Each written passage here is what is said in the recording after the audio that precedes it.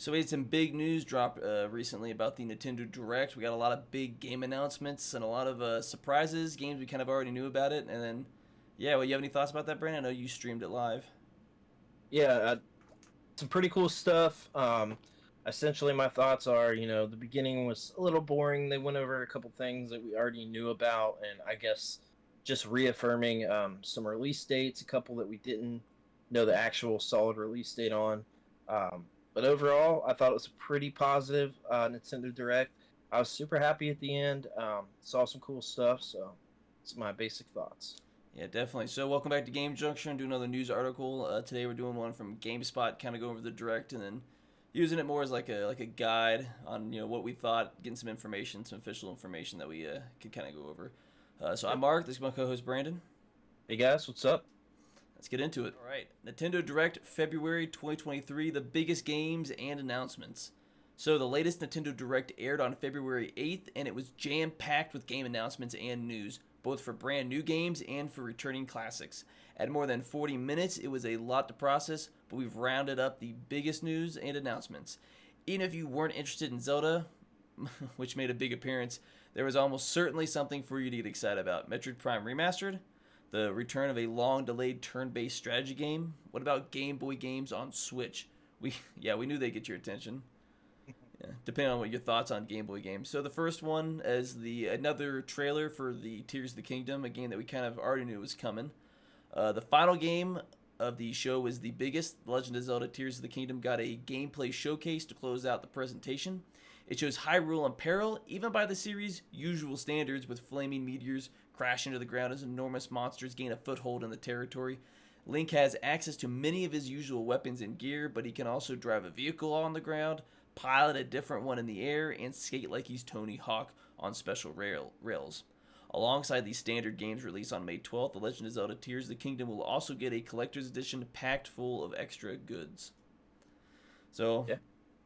I know when I was sitting here watching that, definitely was less story. I guess it maybe was more like a monologue if that was actually Ganon. It kind of was the hint. Definitely kind of hinted at the story, but it was more gameplay, which I was kind of what I want to see. I want to see gameplay, but I don't want the story kind of spoiled for me. Keep it somewhat vague. That's just my opinion on it. Yeah, I mean, I think they did kind of leave it vague, almost to the point of not knowing whether, hey, is this going to be along the lines of like story that we got for Breath of the Wild? Are we going to get more expansive story, which is kind of what I thought. I felt like we were getting. I was hoping not, but I felt like we were getting Breath of the Wild again with maybe a little more expansive story to it and more areas to explore. Now you got the sky, potentially underground. The trailer kind of left it a little vague. It looked like we are getting Ganon back. The actual Ganon, not Calamity Ganon. Yeah. So it's a little bit hard to tell. We got some new gameplay aspects to it. It looks like we're getting a vehicle for the ground, the sky, some other cool weapons they showed off. A few things, nothing crazy in the trailer, but it still got me pumped for it, and I hope we get a little bit more story than we did in Breath of the Wild. Yeah, it definitely feels like that. It feels like some of these vehicles are to help just traverse the wide open area instead of either you're stuck on foot or on a horseback, which can take a while to get around the map. Yeah. But it didn't seem fine. You did get the feeling with some of the story elements with the castle still hasn't been reclaimed. We don't know. We really don't know the time gap between the two games, but it definitely Right. gave you that vibe of are they just kind of somewhat rehashing the first game since they did where they like testing out things with the first game. I don't think so. There was enough story there that they're probably going to move forward with, but you just kind of got those vibes like they were testing things with Breath of the Wild, and this is like the game they really wanted to make all along. They were just didn't they had to build the world. They only had so much time, and they wanted to make sure this Yeah. kind of game would be successful. Yeah, that's true. We also have to keep in mind it was a Wii U developed game, so it wasn't made for the Switch. So Yeah, we're finally getting that hardware up. I hate to say that because we're like so far into the Switch's lifespan, but it is a hardware upgrade from Breath of the Wild. So there is more they can do. I feel like there is a little bit more opportunity. I don't know how much. I'm thinking the vehicle is to kind of fans have already traversed Hyrule and Breath of the Wild, so let's give you a vehicle to get through it faster and not have to mess around with all the small stuff that you've already been through probably for over 100 hours. I feel like it's that sort of deal, Yeah. but with the sky included and some other areas to explore. So No, definitely. Just got a feeling. I don't know. Just seeing this last trailer definitely makes me want this game to come faster. It's still a few months yeah, away. May 12th. It's still like 4 months away or some close to that. If I'm not, my math isn't terribly wrong. But no, I saw this and I'm like, I'm more excited to play this now than I even was with Breath of the Wild. But definitely, since this game is only developed for the Switch, and they've had more time to get familiar with the hardware with the Switch, hopefully this will just look that much better. yeah, I agree for sure. We also got Metroid Prime Remastered. The original Metroid Prime game is back on Nintendo Switch, and it looks like a whole lot of work was put into making it look like it belongs on the newer hardware. The upgraded GameCube title has received big visual overhaul while maintaining its distinctive art style, and there are multiple control options to cater to returning fans as well as newcomers more used to a dual stick setup. Otherwise, the gameplay looks like it was left faithfully intact. The best part, you can play the game today via the digital release with a physical version coming on February 22nd. So I know I definitely saw this trailer. It definitely looked like the game from the GameCube, but it definitely looks significantly newer. Like they put work into the game. Uh, Yeah, Hopefully they didn't change too much of the core game other than give a new coat of paint, spice up the control scheme. But hopefully it's the same game that we played back on the GameCube. yeah. From what I saw in the direct, it looks exactly like the same game from the GameCube with just slightly a new coat of paint. With the dual stick setup, I think that'll work well. I'm curious to see how that feels. We're so used to the controls with the GameCube controller. I know you're not a big fan of Metroid Prime 3, but I'm a big fan of Metroid Prime 3, and I think those motion controls, worked really well. So I'm interested to see how this jump from, a single stick with Metroid Prime 2 to motion controls only with Metroid Prime 3 back to, a dual stick setup Metroid Prime 4.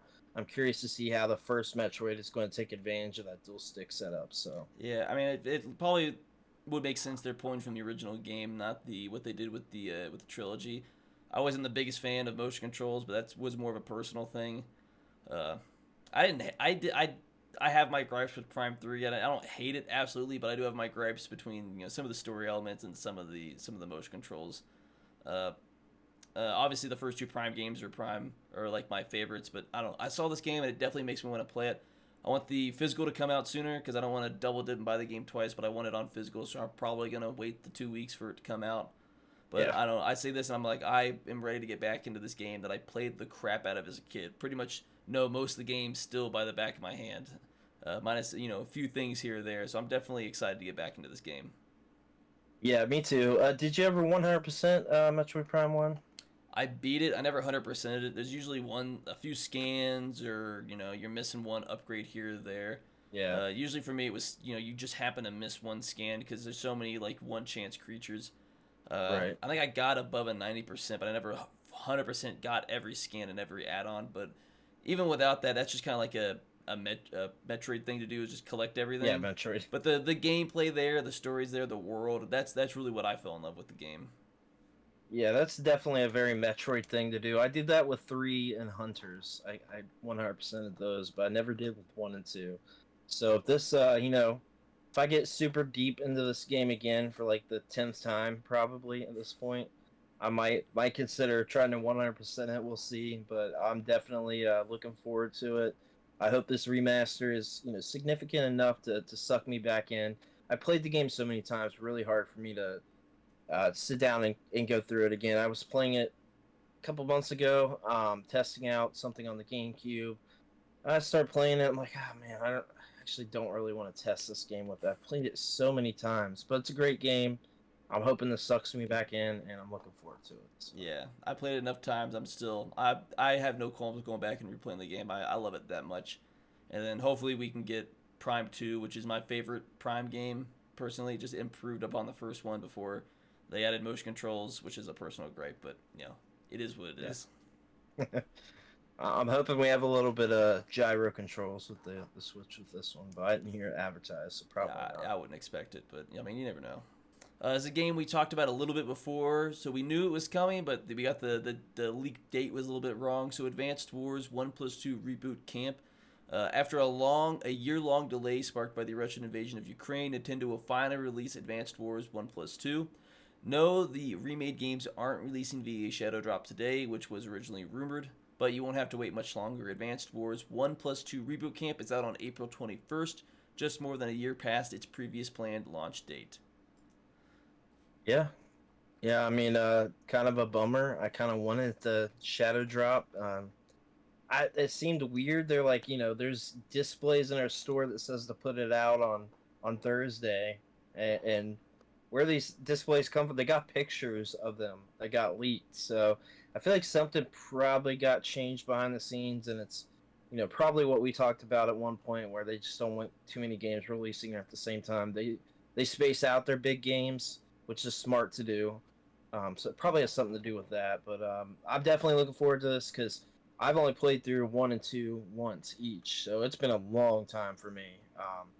I'm definitely looking forward to checking this out. It looks beautiful, just the thumbnail there. I mean, Oh, yeah. it looks awesome. So Yeah, I don't remember which game. I played one on the Game Boy Advance, but I don't know, maybe maybe Nintendo got spiteful. Someone leaked and said, "All right, we're just, at last minute we're gonna push it back just because we can." Who knows? it's very much possible. I feel like that's what happened because I don't know. Some things looked a little too real, but I will say we did not get our Zelda OLED Switch. So if we didn't get it in this direct, it's probably not coming out. I know a lot of people are. Yes, unless it was a really well done. Which it was, because I mean, Setup. me and you talked. It looked legitimate. I mean, they probably made it just to get people hyped up for it, but probably, yeah, I mean, yeah, probably. It's Nintendo. You're never not gonna get rumors and people just trying to like make stuff up to just get people hyped up for something and then just be let down. Just want some clout. Yeah, right. So the next one that we kind of knew was coming, but we got an actual announcement for it is Pikmin 4. We were a little surprised to see Pikmin 4 appear during the Nintendo Direct. I wasn't as much. I guess they were. I wasn't either. Yeah, it was Not announced. Yeah, it was announced fairly recently, but it evidently was much further along in development than we thought. Nintendo revealed that this game is coming out on July 21st, and it looks to build on the Pikmin formula with several new creatures. These include a dog-like companion who can act as your musical and as a boat, or your muscle, excuse me, and as a boat for traveling across dangerous waters. Things look to be taking a dark turn as well, with a closing clip showing a creature apparently possessed by some mysterious force. So I don't know. I've seen these games all come out. I've never bothered to even pick one up and play it, but I know you're a big fan of the Pikmin series. Yeah, I'm super excited about this. It's we haven't gotten one in a while. Pikmin 3 was great. I like the port that they brought over to the Switch from the Wii U. I thought it was top tier. An overlooked game on the Wii U, and I'm glad that got brought to the Switch. And I think that the art style, I think this game looked beautiful that they showed on the Direct. And this is also keeping in mind that I'm streaming the event, so it doesn't look as good as it's actually going to be. So I'm definitely looking forward to it. Sounds cool. It looks like they're mixing things up. The whole the darkness stuff going on with it, I think it's a good twist on the series. It's more lighthearted, but it's also like really intensive at points. Like it can kind of be whatever you want to make it, but I just love the series. So much fun. I recommend it to everybody. Yeah, definitely looked like an amazing. It looks like they've definitely taken full advantage of like what the Switch hardware can do in a non-open world environment. So they can definitely taking advantage of the hardware and the style of the game this game is. Yeah, absolutely. And we're towards the end of the lifespan of the Switch, so it's to be expected. But it looks like something that could have came out on PS4, PS5. So look forward to it. Oh yeah, absolutely. So we also got some news about the Nintendo Switch Online adding Game Boy games. So after years of pleading from fans, Nintendo has finally given us Game Boy and Game Boy Advance games on Switch. The Game Boy titles, which are included in a standard Nintendo Switch Online membership, include Super Mario Land 2, Tetris, Legend of Zelda Link's Awakening DX, and several others. The Game Boy Advance title requires an expansion pass membership, and they include big names like Super Mario Advance 4, WarioWare Inc., Mega Microgames. Several more are planned for future inclusion, such as Fire Emblem and Mario and Luigi's Superstar Saga. So I know this was kind of something we kind of knew was coming down the pipeline, just a matter of when they were going to release it. We had heard leaks seemed like for years now.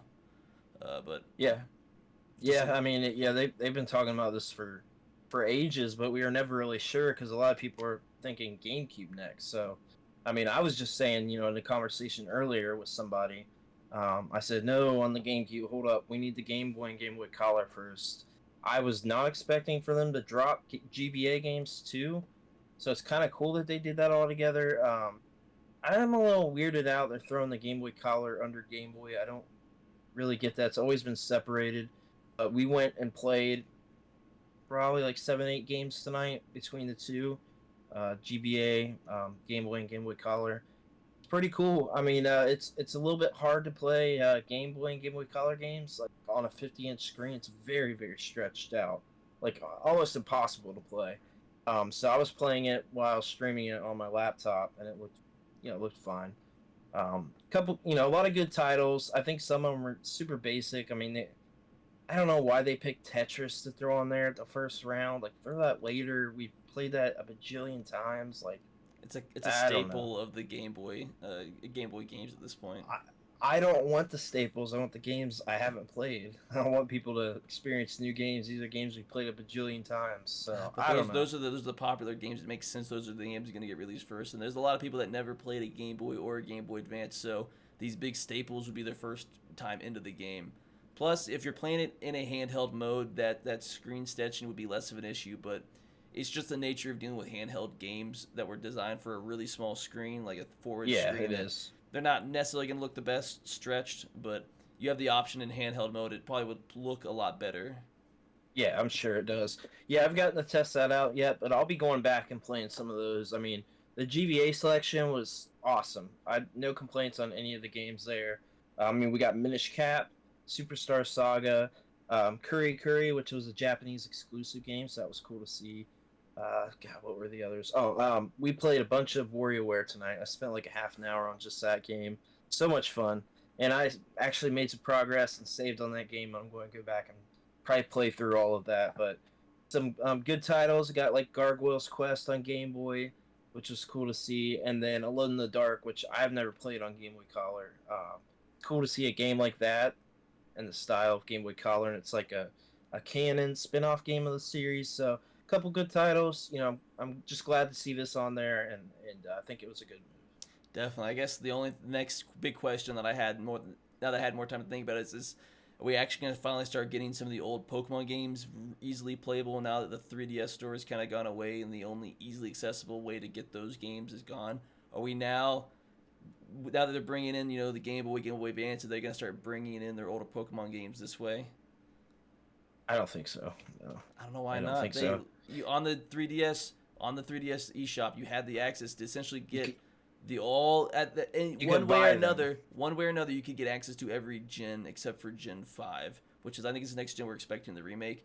So if you still had it, you could at least in one way or another on the 3DS play all the gens except for you could play all the gens. Just some you might have to still buy the physical, but at the time they were still somewhat easily accessible. All the way up physical. To DS. Yeah, so hopefully they can start bringing Pokemon games, add it to Pokemon Home, and just, I can't imagine it would take them that much of a pain to do this, but I don't know, it's Nintendo, so who knows?